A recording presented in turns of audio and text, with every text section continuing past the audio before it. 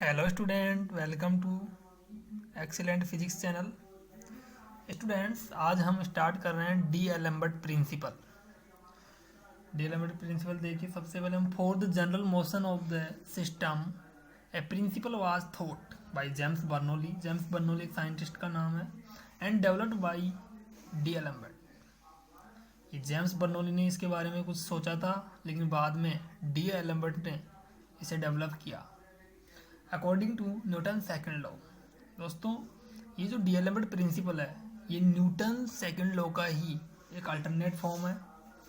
F I is equal to D P I upon D T, the rate of change in momentum is equal to force. इसे हम P I dot भी लिख सकते हैं। F I minus P I dot is equal to zero. Then equation one, this equation is state that the particle in the system is in equilibrium under a force which is equal to the actual या फिर external force भी बोल सकते हैं Fi and a reverse effective force Pi dot। ये जो line है हमने इक्वेशन वन से लिखी है। Multiply the equation one on both side by del R I, इसे वर्चुअल डिस्प्लेसमेंट कहा जाता है। जब ये इक्वेशन वन की क्वांटिटी जीरो, तो किसी से ही चाहे आप मल्टीप्लाई कराइए वो जीरो ही आने वाला है।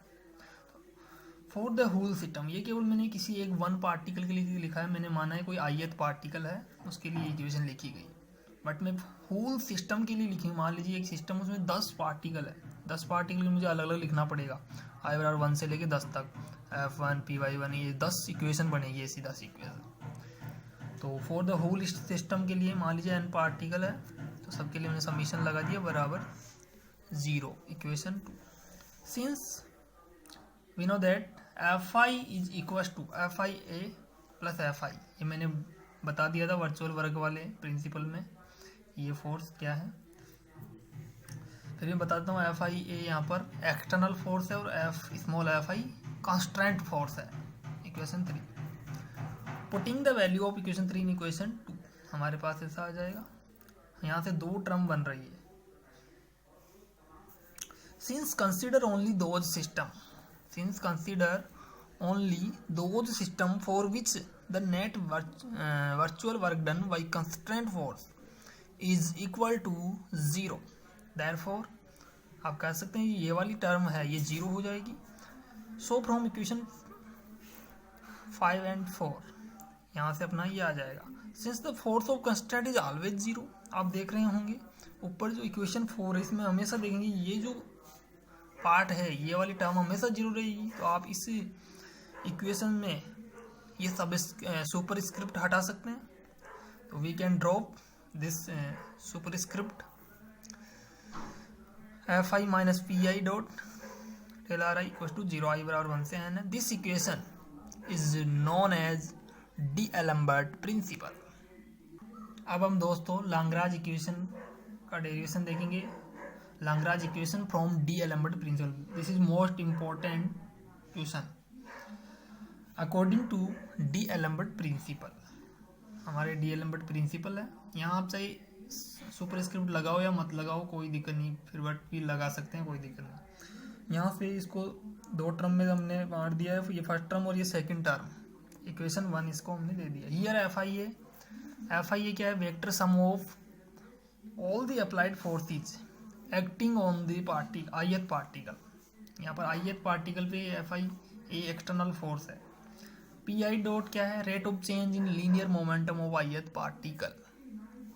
डेल आर आई क्या है, the virtual displacement in Cartesian coordinate. But अब हम क्या करना चाहते हैं कि सॉरी ये नो नहीं है, नाउ है। Now we want to change, अब हम चेंज करना चाहते हैं to virtual displacement in terms of generalize coordinate. हमारा जो वर्चुअल डिस्प्लेसमेंट है वो कार्टेजियन कोऑर्डिनेट में है, बट हम इस वर्चुअल डिस्प्लेसमेंट को जनरलाइज कोऑर्डिनेट में चेंज करना चाहते हैं, क्योंकि किसी भी सिस्टम को आप जनरलाइज कोऑर्डिनेट में यदि डिस्क्राइब करते हो तो वो अच्छे से डिस्क्राइब हो जाता है, इसलिए हम जनरलाइज कोऑर्डिनेट का यूज करते हैं। तो यहाँ पर आर आई को मैंने क्यूजे से क्या कर दिया है, रिप्लेस। यहाँ पर क्यूजे हमारा जनरलाइज कोऑर्डिनेट है। अब आप सोच रहे होंगे मैं आई यहाँ है या जे है, मैं आपको बता दूं स्टूडेंट्स, हमेशा जो जनरलाइज कोऑर्डिनेट है वो कार्टेशियन कोऑर्डिनेट हो चाहे हमारे जो साधारण जनरल कोऑर्डिनेट होते हैं उनसे या तो कम रहते हैं, उनके बराबर ही रहते हैं। जनरलाइज कोऑर्डिनेट हमेशा कभी भी ज़्यादा नहीं जा सकते इनसे, साधारण कोऑर्डिनेट से। इसलिए मैंने जे लिया है। Differentiating with respect to time, इस इक्वेशन को टाइम के रेस्पेक्ट में क्या कर रहा हूँ, डिफरेंशिएट कर रहा हूँ। D R I upon D T summation K del R I upon del Q K dot del R I upon del T. अब आप यहाँ फिर से सोच रहे हो कि के कैसे आ गया। देखिए स्टूडेंट, हमारे जो जनरलाइज कोऑर्डिनेट है वो कुछ टाइम डिपेंडेंट भी हो सकते हैं और टाइम इंडिपेंडेंट भी हो सकते हैं।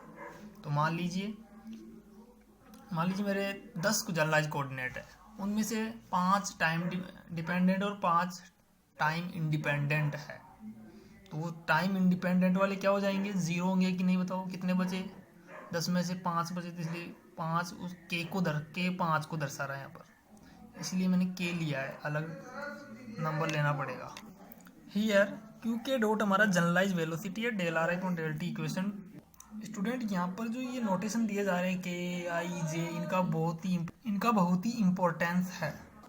Similarly the arbitrary virtual displacement del R I can be connected with virtual displacement del Q J. तो del R I summation J del R I upon del Q J, ये जो term है यहाँ पर जो आर आई है वो are आई में क्यू जे के साथ कितना चेंज हो रहा है ये बता रहा है ये तो, बट जो डेल आर आई में कितना चेंज होगा वो हमारा डेल क्यू जे बताएगा। डेल क्यू जे जितना ज़्यादा होगा ये उतना ही ज़्यादा बढ़ेगा, ये जितना कम होगा ये उतना ही कम होगा, virtual displacement equation. So from term of D Alembert principle, यहाँ देखो हमारा D Alembert principle first term यही है, F I A dot del R I. यहाँ पर डेल आर आई का मान रख दिया हमने, पुट द वैल्यू, जे और आई का 2 समीशन हो गए। यहाँ पर जो ये वाली क्वांटिटी है, एन सर्कल जो क्वांटिटी में कर रहा हूँ आपके सामने, इसे हम जनरलाइज फोर्स कहते हैं, जिसे हम क्यूजे से डिनोट कर रहे हैं। Here F I A dot del R I summation G, summation एक ही बचेगा ये तो, इसमें इस पूरा समीशन इंक्लूड होगा जनरलाइज फोर्स के लिए, क्यूजे डेल क्यूजे इक्वेशन 4। आगे देखें, now we will calculate the second term of equation 1। अब हम डी एलम्बर्ट प्रिंसिपल की सेकेंड टर्म कैलकुलेट करेंगे, P I dot del R I J I बराबर 1 से n M I R I double dot del R I upon del Q J. Del R I का ये value है हमारे पास, equation 5 आ गया। Since हम एक क्वांटिटी लेते हैं D upon D T I M I R I dot del R I upon del Q J, हम इसका डिफरेंशिएट करते हैं टाइम के रेस्पेक्ट में, तो हमारे पास ये 2 टर्म्स आती है। यहाँ से हमारे पास देखो ये टर्म, हम इसी टर्म को कैलकुलेट करना चाह रहे हैं, तो हमारी ये टर्म है, ये इसका हम इधर भेज देंगे इसको। तो देखिए हम ऐसे लिख सकते हैं इसको, वी कैन राइट, ऐसे सोल्व करके हम यहाँ तक आ चुके हैं। ये तो आप कर लोगे, कैलकुलेशन है मैथमेटिकल। फ्रॉम इक्वेशन 2 से आप देखेंगे, जो हमारा इक्वेशन 2 है, वापस अपन इक्वेशन 2 को देख लेते हैं। इक्वेशन 2 जो है D R I upon D T, ये है हमारे पास। देखो हम इस टर्म में देखें तो यहाँ पर जनरलाइज वेलोसिटी है जो टाइम का फंक्शन नहीं होता, इसलिए हम देखेंगे यहाँ पर क्यूजे डॉट के रेस्पेक्ट में यदि हम यहाँ पर इसका डिफरेंशिएट करेंगे तो ये फर्स्ट टर्म पूरी 0 हो जाएगी। सेकंड टर्म को देखें del R I del Q J dot upon del T, del Q J को del Q J upon del T लिख सकते हो, डेल क्यूजे डेल टी से डेल टी कैंसिल हो जाएगा, तो del R I upon del Q J हमारा आ जाएगा। तो del V I del Q J dot की जगह आप del R I upon del Q J रख सकते हैं। हम इस इक्वेशन में देखिए यहाँ del R I upon del Q J की जगह ये रख देंगे del V I upon del Q J dot. ठीक है स्टूडेंट्स, आगे हम देखिए ये रख दिया हमने, यहाँ पर मान पुटअप कर दिया है, ये टर्म यहाँ पर मैंने कैंसिल किया, कोई कुछ गलत हो गया है थोड़ा। M I R I double dot del R I upon del Q J, D upon D T M I V I del V I upon del Q J dot, ये हमारा ऐसा आ जाएगा, ये आप सब जानते हैं। तो M I V I del V I upon del Q J, M I V I del V I upon del Q J, I बराबर 1 से n है यहाँ पर।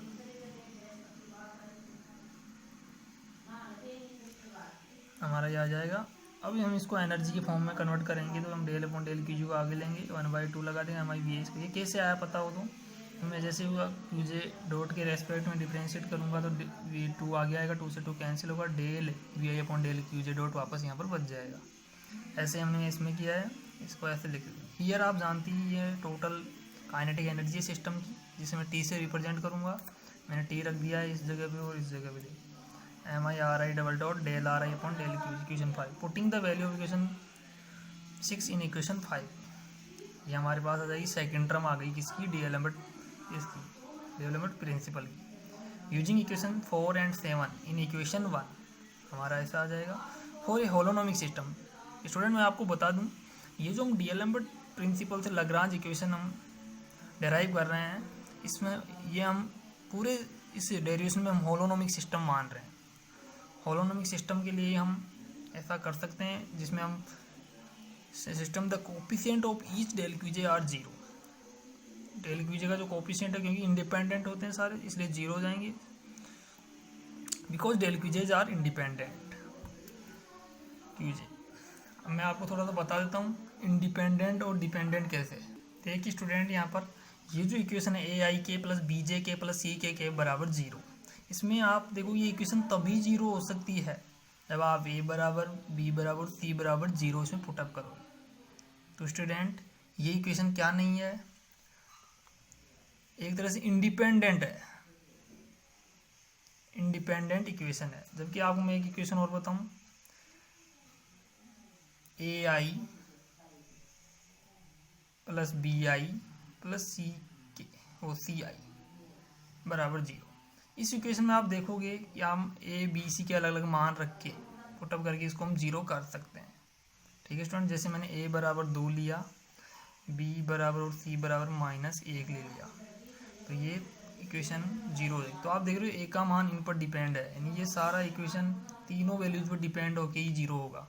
तो हम इसे कहते हैं डिपेंडेंट, इसे कहते हैं इंडिपेंडेंट। तो आप समझ गए होंगे ये मेरा कंसेप्ट।